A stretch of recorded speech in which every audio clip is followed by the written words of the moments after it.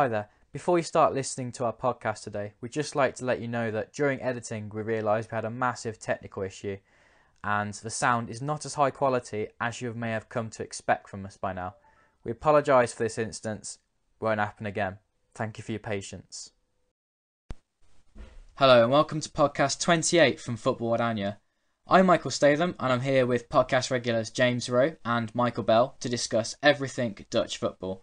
This time, our podcast will serve as a preview to the Netherlands games against England and Portugal as Ronald Koeman prepares to make his Oranje debut, and the Eredivisie title race will also be discussed. That and much more to come, including your questions that were sent in, are answered. We're available to listen and download on SoundCloud, iTunes and our YouTube channel. Enjoy. Guys, I think we should start by talking about the call-ups, the squad that Ronald Koeman has called up for his first game in charge. William Jameson asks, which names of the first-time call-ups would you like to see get significant playing time in the friendlies? Michael, would you like to start off on that one? We've had some exceptional talents come through in the Netherlands and made their debuts at a young age. Most recently, like Wesley Sneijder and Van der Vaart, they were in the team at 18, and I think Justin Kluivert, for where Netherlands are now, is an exceptional talent. He needs to be in the squad as soon as possible. He's only 18, but he showed against Heerenveen at the weekend. He's in great form. He gave Denzel Dumfries absolute nightmares during the first half, tore him to bits. And I think Netherlands need a really exciting player to replace Arjen Robben. I think Kluivert's just got a bit more pace, a bit more trickery than even a Memphis or a Promise, especially at Berghuis. I can't wait to see him in action. I can't wait to see Weghorst, just to see what he brings to the team. For AZ this season, he scored 21 goals. He's an absolute menace for defences. He gets in their faces. I think he's a bit more aggressive than Bas Dost is, and I can't wait to see if he can hit a ground running. He scored in his debut for the under-21s when he made his one appearance for them. Now it's against Portugal, so maybe he'll make his debut for the national team against Portugal. Yeah, my personal preference would be Hans Hartebo. He's been playing in Italy for a year and a half now, and obviously playing in a defensive league, which is defensive league full of quality in Serie A. I think he would have picked up a lot. And considering the trials and tribulations that the Netherlands have had in the last two qualifying campaigns in a defensive way, for him to start on a good, strong footing would show a good pathway going forward, I believe.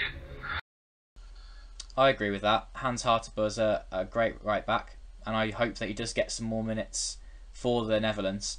One that I would pick out as one I'd like to see get a lot more time. He's obviously been in the squads before, but Matthijs de Ligt, I just think that he's got such a massive future with the Dutch setup that I'd like to see him get a lot more time. In terms of a newcomer, Guus Til, because I think Jorginho Wijnaldum hasn't really ever been excellent for the Netherlands playing behind the striker. The Dutch need someone who can play behind the main forward player and offer a bit more of a threat in the box. Someone who can link up the play a bit better. And I just think Til is that energetic, hard-working midfielder who can add that little bit more threat, really. So the other first timers that we've got in the squad, Michael, would you like to profile the rest of those players? The five new faces, obviously got Justin Kluivert, Bob Weghorst, Guus Til, Hateboer, and the third AZ player getting called up is Marco Bizot, their goalkeeper, who joined in the summer, and I think it's been excellent for him.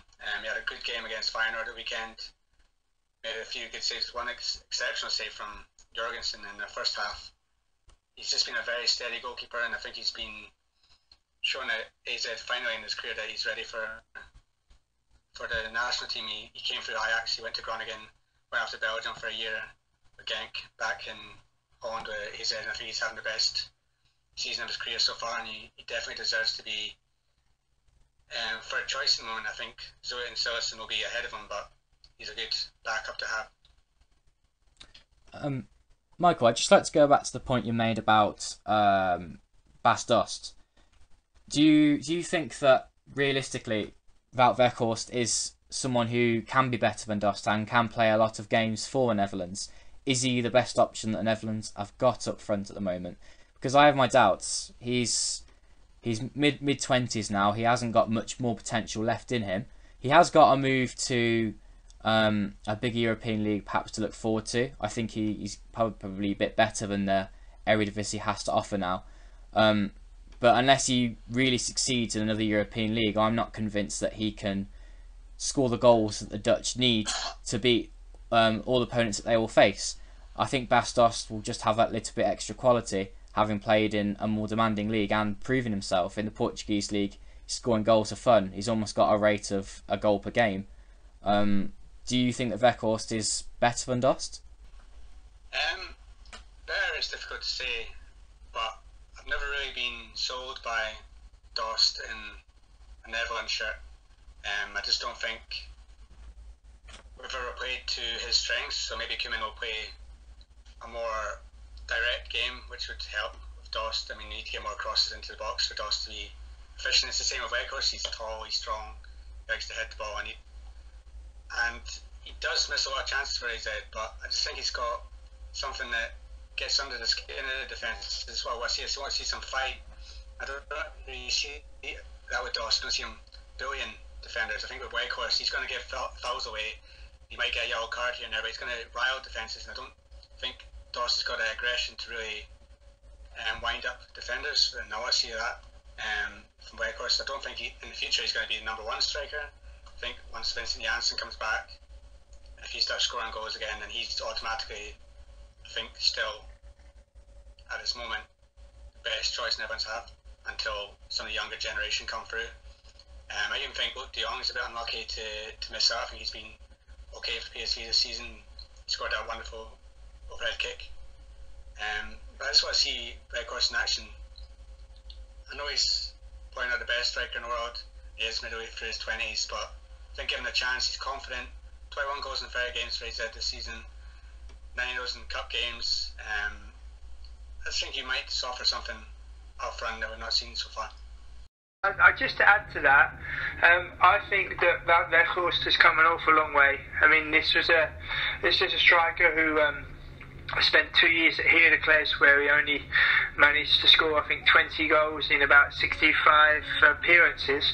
Around about that time, there was a mutual transfer to Cardiff in the Championship, but that didn't materialise, and it could well be that he may have a transfer ahead of him in a different European league. But he'll work very hard in the next 2 games, also in the training sessions as well. And I think the mix of Koeman's first squad is something that the national team has been crying out for a long time. Just a general mix of Hans Hartebol playing for Atalanta, also as well with Donny van der Beek is on good form at Ajax, and obviously the pace of Justin Kluivert. Ryan Babel is on good form at Besiktas. So it's nice that a national team manager is finally looking at different areas and trying to piece together a big puzzle. And you also have to remember, this is only the beginning. You know, this is by no means a finished article. I think we'll be seeing squads like this for quite some time. I mean, there's more games coming up in the summer, of course, but I think when you get down to the Nation League games and games of that magnitude, you may well see a more streamlined squad. But I think it's a promising start from Koeman. Great. Having looked at the squads, there is a player who's definitely missing from everyone's eyes, and that's Wesley Sneijder, who decided to retire now that he's the most highly capped Dutch player in history. He didn't get called up for these 2 matches though. What are the opportunities for him? We had a question about this in the future going forward. So is he likely to still be part of the setup in another role? And will he get that game that he really wants to say goodbye to the fans? I think he will get that game that he wants, and I think it all comes down to timing. I wouldn't be surprised if the games maybe in the autumn, if they have a home international, that might be appropriate. But you've also got to remember, this is the first squad of a new manager, and maybe I wouldn't say appropriate is the right word, but maybe it wasn't deemed correct to have Sneijder in the squad straight away, because the whole assignment that Koeman has got to deal with is to build a competitive squad going forward. But I managed to see a clip on the news last night about Sneijder saying that he wants to have a farewell game to be able to say goodbye, along the line of Arjen Robben when he played against Sweden last October. And it's fitting as well. You know, he's the record international, and he's been playing for his country for nigh on 15 years. So it's only right that he received such an accolade. But I think timing is a very important factor. I agree with James about timing.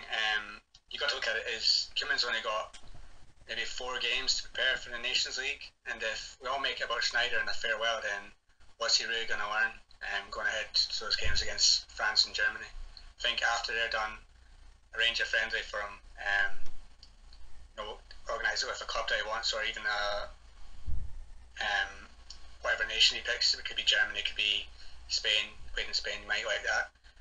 But right now, I think Koeman just needs to look at the players that he's going to use in the competitive fixtures that are coming ahead, and we can worry about Sneijder later. Too true. One of the more pressing concerns for Koeman with regards to Sneijder will actually be how he's going to replace him in the midfield. Now, one of the tricky things we did before this podcast is we picked some players who we'd like to see against England and Portugal. Picking an actual starting 11 proved to be very difficult. But you'll notice that actually if you look at the squad, there are some holes perhaps in certain positions, such as the strikers. We only had Dost and Weghorst. It's going to be one of those two that might start up front. One of the other holes might be that at left back, there's only one recognised left back there, and that's going to be Patrick van Aanholt at Crystal Palace. Michael, who would you have starting against England, and what would the formation be for you, in your opinion? What would you like to see? Or do you think Koeman will pick differently from yourself? For the game against England, I think you'll switch up between the games. I think maybe against England, you'll play a traditional 4-3-3. Then against Portugal away, you might even try out 5-3-2. I think you remember at Feyenoord, he did that before Van Gaal did it at the World Cup. It was really based, everyone was saying he kind of copied Koeman's Feyenoord formation going into 2014 and how well that worked. And I think he might try again against Portugal away, but against a home, I'd like to see 4-3-3. I'd go with Sillerson in goal, Tete at right back, Van Aanholt left back. He might not be the most solid defensively, but going forward he can offer a lot. Van Dijk and De Vrij, two experienced centre backs is my pairing. Midfield of Strootman, Van de Beek and Proper. I think Proper did very well in the recent friendlies. I think he deserves a chance at number 10 position again. On the wings, I'd go with Promise and Berghuis, who's most natural right wing at the moment, and then Dost up front. And then against Portugal, you could try it with maybe a Weghorst and Memphis up front, someone that's a bit more quicker to go through the middle, and then introduce maybe De Ligt into the defence. Very interesting, Michael. That's actually very similar to what I put. But for me, the key thing for Koeman is to try and get the best out of Georginio Wijnaldum. I think he's one of the best players that the squad has got to offer. And they just need to find the best in him again, and I think Koeman can do that. He did do the best with what he had at Southampton, where he had all these great players, but he made them even better to help him finish the high in the table. And I just think that if he can refine that part of himself, which he lost at Everton, then he'll really lift players such as Wijnaldum. Just to add to that, I really like to see Matthijs de Ligt play. He's been fantastic for Ajax, as I said already in this podcast. I just think he needs to be rewarded against England. I think it would do wonders for his confidence to play a 90 minutes again for the national team, to show that he is more ready now than he was in his debut against Bulgaria, which went so terribly. James, who would you like to see play? Well, if I can, I won't give a starting 11 as Michael's already given that to the listeners. I'll pick a defender, a midfielder and an attacker that I would like to see play against England and Portugal. In terms of defending, Hans Hartlepool would be, I'd like to see him start. Midfielder, what I would like to see is Christiel, because he's been playing with so much confidence and he's been so important for us this season, and to have so much fight and to have so much tenacity at such a young age is very impressive. An important fact for the listeners: Christiel wasn't actually born in the Netherlands. He was born in Zambia, and his father was working in different countries, and he came along when he did. So his place of birth is actually Zambia, which is an interesting fact. And what I would say as well with attacker Justin Kluivert, I've managed to watch Ajax on a regular basis this season, and he's just been an absolute constant threat with lightning pace. And if Kluivert does start, it will actually be the 10th father and son combination that would have debuted for the Dutch national team in their history. The questions that we've just answered there were from Abdul, and I'd just like to pass on to you, Michael and James, that he's very appreciative of our podcasts and does listen every single time we do one, and we'd just like to say thank you to people like him that are very supportive towards our podcasts. Our next question comes from Cam, and he asks, what happens first? Do the Netherlands qualify for the World Cup in 2022, or will the European coefficient get back to having an automatic Champions League participant? Now, from next season, the Netherlands is due to lose one of its Champions League positions in terms of qualifying automatically for the group stage. So what will happen first? Will the national team get better, or will the Dutch League recover? My personal opinion is that the Dutch League will recover. I think if you look at in terms of qualifying for 2022, it's an awful long way away. The Dutch League, as we know, as fans of the Eredivisie, as people that report on it on a regular basis and interview players and managers and have our finger on the pulse a lot of the time, it's an acquired taste, and the league isn't as bad as what people make it out to be. But of course, when the best team of that league is up against one of the best teams in Italy, in Napoli, and one of the best teams in perhaps the best team in England, in Manchester City, in the Champions League group, then of course it's going to be a big ask. It wasn't that long ago that when Arsenal debuted in the Champions League in their debut campaign, they ended up playing Olympiacos, Standard Liège and Arsenal. They were very, very unlucky, and if things would have gone differently, they could have well made the round of 16. So I personally think my answer to that question would be that the league will improve, and I think I can see the coefficient improving before any potential qualifying for 2022. I disagree. I think Netherlands is more likely to hit 2022 than the Dutch league to get back to its coefficient, just mainly because UEFA are making it much harder for the smaller leagues to qualify. I think for next season they're basically making the Champions League more suitable for the bigger English clubs, the Italian clubs, the Spanish clubs, the German clubs, and then all the rest of them just have to deal with the UEFA Europa League. I think if you look at this season, PSV are going to win the league, but are they going to do anything in Europe next year based on the squad that they've got? Probably not. I think Ajax would have the best chance of doing something in Europe next season, but then again, their team will probably be torn apart in the next 2 years and all the best players taken away. And as another generation has to come through, I'm going to see over the next few years the same cycle happening again. A team might shock again, like Ajax did. They got to the final last season.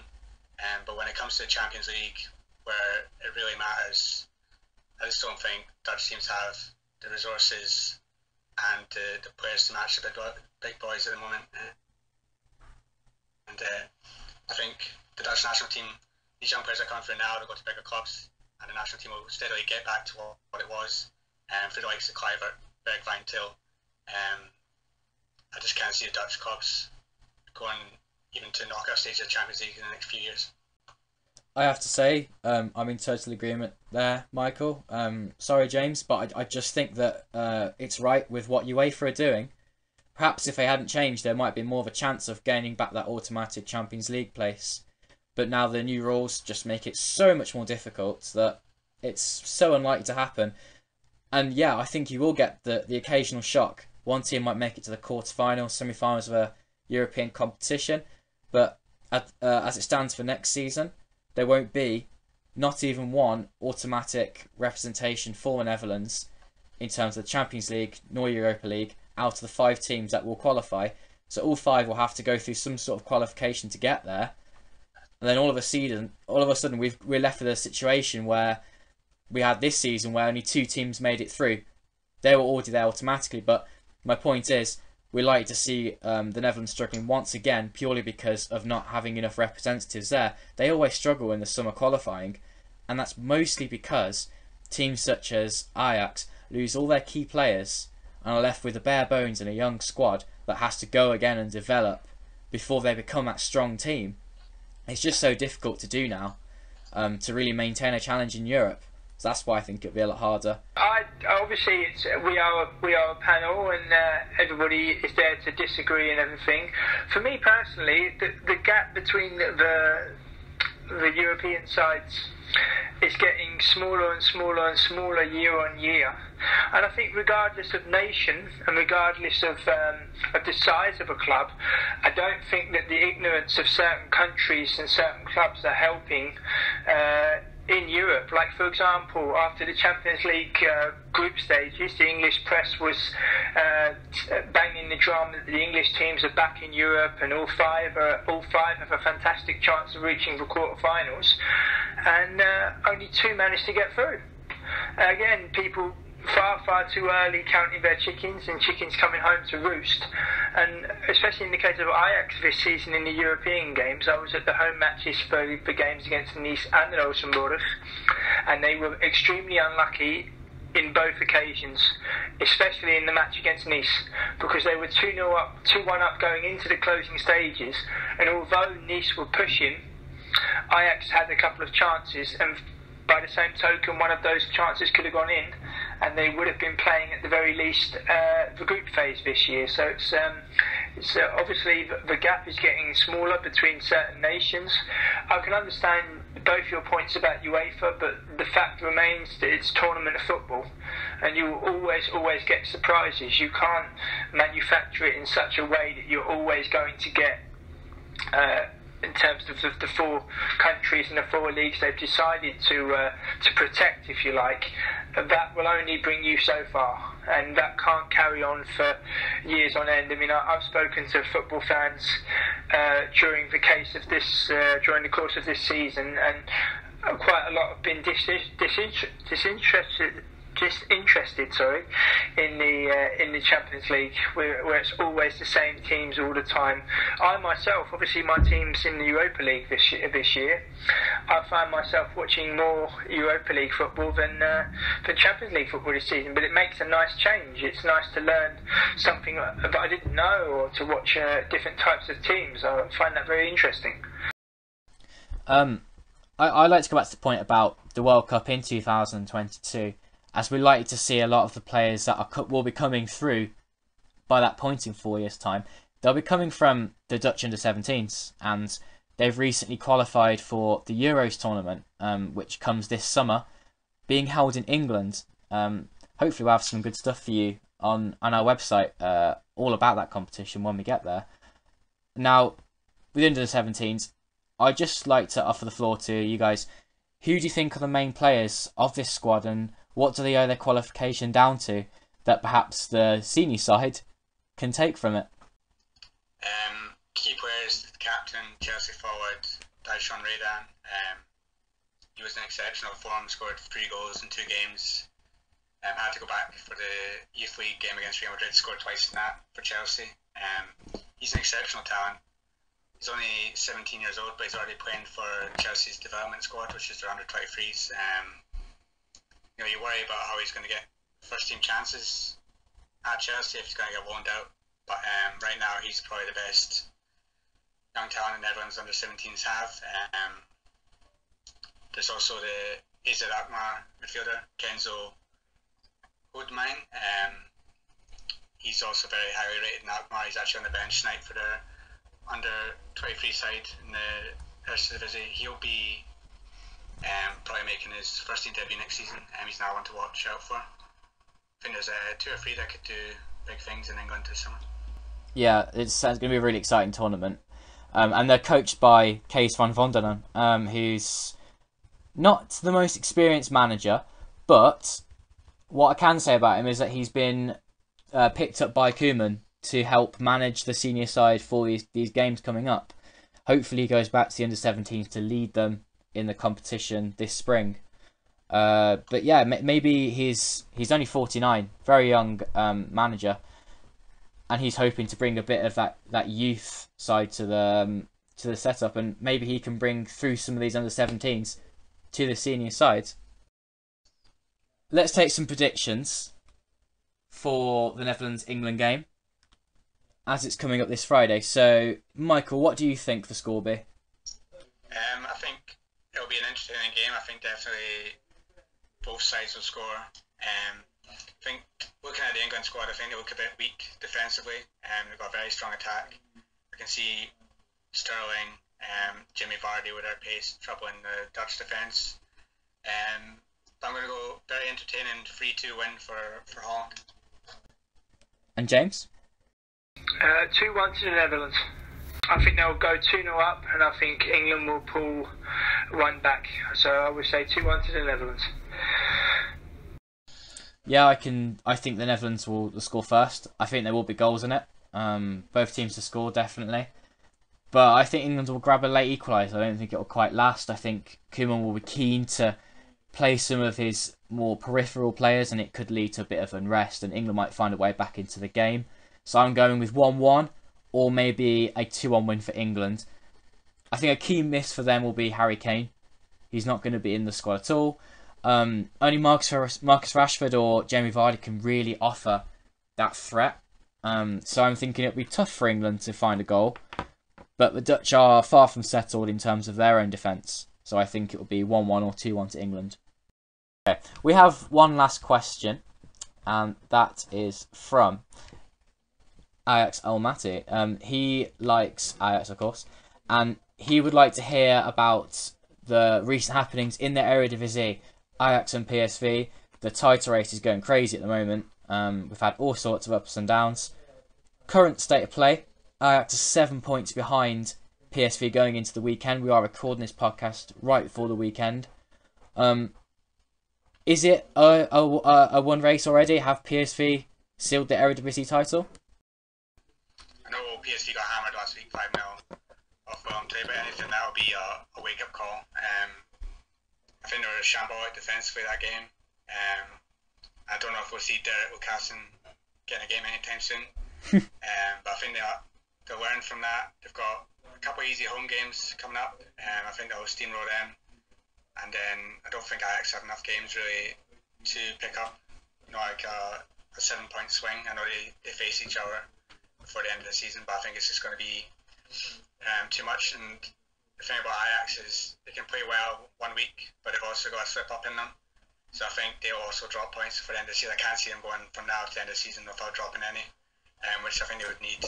So I think 2-3 weeks down the line, we'll be talking about it's a case of PSV are going to win the title. Having watched Ajax against ADO Den Haag, where they created chance after chance after chance, but the result just didn't come, the ball just didn't go in. There's a 7-point gap with 7 games to go, upon which Ajax face PSV on the 15th of April in Eindhoven. I believe PSV also have to go to Alkmaar. There may well be toing and froing before that time, but who knows? You know, we've had back in 2007 we had a last day drama where I said Alkmaar, PSV and Ajax themselves were involved in the title race on the very last day, and PSV won the league by 1 goal and the goal difference. So it just goes to show. But I don't believe it's entirely over yet. But I think I think the game in April, which is 3 weeks before the end of the season, I think should PSV win the game at home in Eindhoven, and that will be that. Yeah, what an absolute shock that was for PSV. 5-0 at the Vermont, like that was not on the cards at all. But neither were the slip-ups for Ajax, because I don't understand how they weren't playing at their best, but they still created chance after chance against Ardo. They were never in danger of conceding a goal. And it's just that luck that I think they've had this season. It's been an absolute rollercoaster for Ajax fans, all starting when Abudak Nouri collapsed on the pitch in a friendly before the start of the season. It was just so tragic. And I honestly thought that they would pick it up throughout the season and motivation would never be a problem, always playing with the memory of Nouri in their heads. But it hasn't been enough, and even though they've never had problems in defence this season, it seems to be all in just not scoring enough goals. Kluivert, Neres have had off games. They've still got big clubs circling for them because of their potential. They're fantastic players. But ultimately, yeah, the ball didn't go in the back of the net. Klaas-Jan Huntelaar hasn't scored as many goals as he should have done. And I might even stem back to before Huntelaar was in the team. Kasper Dolberg was in the team before that, and he wasn't scoring the goals either. So it's just been a tough season all round. Just not quite there. But PSV have had a lot of luck along the way, I have to say. I don't know if we'll get James' opinion on Amin Younes, what he did last week. Oh, yeah. My personal opinion is that for someone who's a German international, to ask him to go on a sub a few minutes before time, you can use such a scenario to encourage a 17 or 18-year-old breaking in to the first team, but someone who's a proven international that saw his transfer rejected to Napoli back in January. I think it's bad. It's a bad showing on both parts, not just by the manager by entertaining such a notion, but also the player himself reacting in such a way. I think Younes will be gone in the summer. From what I understood, the reason why his transfer fell through at Napoli was because he rejected the notion of going on loan to Sassuolo. And he didn't want to do that, hence why Napoli said, okay, fine, then we're not going to pursue any further. But I find that difficult to understand, because if that's an opportunity that's come up for someone to kind of get a bit of practice in Serie A for a team which constantly punch above their weight and get him ready for the summer, then surely that would be something that would be in his best interest. Yeah, when it happened, Erik ten Hag looked at Younes looked at Ten Hag looked at Younes, and Younes was like, I am not coming on the pitch. His expression on his face, it irritated me to no end. But at that point, Ten Hag has to take the initiative. He has to take charge and say to him, get on that pitch, and almost make a scene of it there, embarrass the player. He did get his punishment in the end, but that it looked a little bit weak from Ten Hag, and perhaps the punishment only came retrospective, having taken pressure from the media, his other coaches, to give him that punishment. He got what he deserved, though. It's a disgusting professional act from Younes. Here you go, look at it from Younes as well. He's got Kluivert ahead of him, he's playing well. He's got Neres ahead of him, he's playing well. He wants to get into the German World Cup squad. Any chance he can get on the pitch, even if it's just for 2-3 minutes, he has to take it to try and work his way into the team. Look what's happened. He's trying to wait to the reserves for the next 2 weeks. He probably won't play again this season unless there's injuries to Kluivert and Neres, and he's not going to make the German World Cup squad. So, I mean, it's just a stupid act all around from him, I think. Yeah. And he will be gone in the summer. He's arguing in Napoli right now. He's meant to have signed a contract. They say it has. He says he hasn't. We'll see what happens with that in the summer. Napoli are threatening him with legal action if he doesn't sign for them. It's all a bit of a mess with his career, and it's all stemmed from January. But at the end of the day, Ajax have Kluivert and Neres. They're sorted. They don't need Younes at the moment. So I just think it's just idiotic on his part. Yeah, for sure. I think one last thing we should talk about today on this podcast, we should really talk up RZ. They've just had a terrific season, and today there's news that John van der Blom has signed a new contract with the Alkmaar side. it was a bit of a surprise for me. If I had heard that news about 6 months ago, I would have been shocked, because I thought Van der Brom would be on his way out. And James, I know you may have shared a similar opinion with me, but my gosh, has he turned it round? I have to eat a big slice of humble pie. When we first started to do our pods, I advocated that I thought he was extremely lucky, but he's turned it around, fully embraced the youth setup that RSL have invested heavily in, and showing so much confidence in very young players that are paying him back, and then some with the confidence he's shown. They've got a cup final coming up against Feyenoord, which I think they will win. Maybe not in 90 minutes, but I think they'll win that final. And it just goes to show that they're reaping the benefits of what they've sown through the years, and it's very, very good to see. At the start of the season, my predictions, I predicted AZ to have a good season. I thought they had exceptional talents coming through. I had them down for fourth. They've done better than that. But I think it's funny, at the start of the season, on Twitter, there was a Van den Brom out account, which tweeted every day that he was still in his job. You don't really see that anymore, because now AZ fans love him. It's just football. One day you're hated, then when you start winning games, you're the messiah again. It's just one of these crazy things. That is hilarious. But I tell you what he's done so well is he stuck to his principles. He didn't change into the pressure. And even though sometimes RZ still go and get the results that they should do, overall, the job he's done is terrific. They still have an outside chance for a title, as ridiculous as that sounds. But I think next season, if they can keep the squad together, they could mount a title charge. But we all know that won't happen, and some of their best players will be taken away. Weghorst, for one, they'll have to start afresh in terms of a striker. They have recently signed an Eastern European striker called Michalik, but he then has to start completely fresh into the team, and he's just one of many that will be new. Hopefully, they'll keep Hustil and Tunkov Miners, two key players in their midfield, and just a continuation of what they've done, because it would be terrific to see them do it in the Europa League too. Can I make one final point for this week? Yeah? There's currently 6 vacancies ahead of the new season in the Eredivisie. Heerenveen manager Jurgen Streppel announced by mutual consent he was leaving. Current VVV Venlo manager